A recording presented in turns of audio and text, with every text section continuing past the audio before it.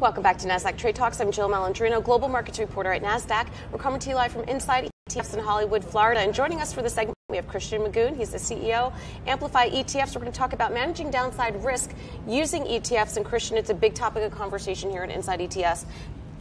Obviously, valuations have been stretched with the markets nearly at all-time highs, despite the little sell-off we had yesterday.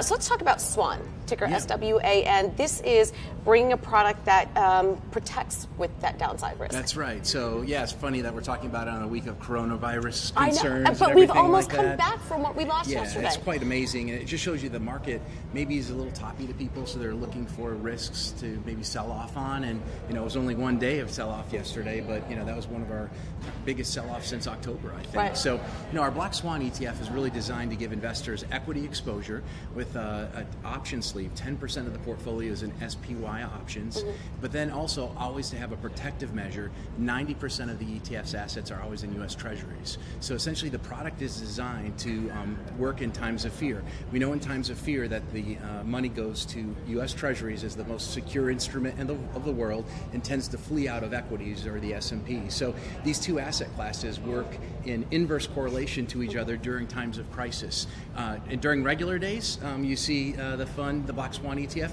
be like a 60-40 type portfolio and give you some exposure to the S&P's upside, about 70% over time. But during crisis events like we saw yesterday, you see the fund hold up quite a bit. So it hopefully is the best of both worlds for many investors. Now, there's a number of buffered and defined outcome products that have come to market. How is this different than Black Swan? Yeah, so what's interesting about this product is there is no upside cap in terms of how much the fund can go up. So last year, if you were concerned going into the year, remember that fourth quarter was horrible and you wanted to protect against further downside in 2019, and you bought a product, many of these defined outcome products or protected products would only limit you to a certain amount of gain you could have over a 12-month period. A lot of times it's at 7 or 8% range. Well, guess what? The S&P went up 30%. So Black Swan does not have that cap on the upside. So the Black Swan ETF was up 23% last year in a year that the S&P was up 30.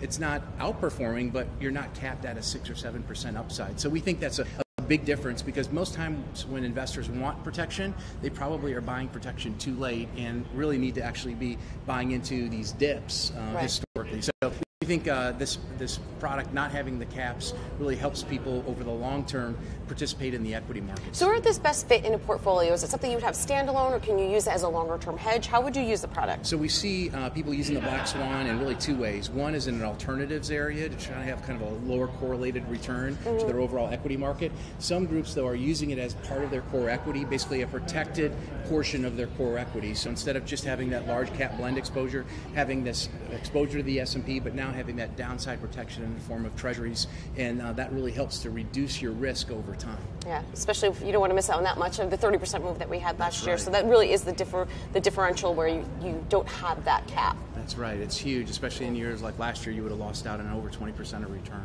All right, Christian, great to see you as always. Thanks for joining us. Thank you. And thanks for joining me on Trade Talks. I'm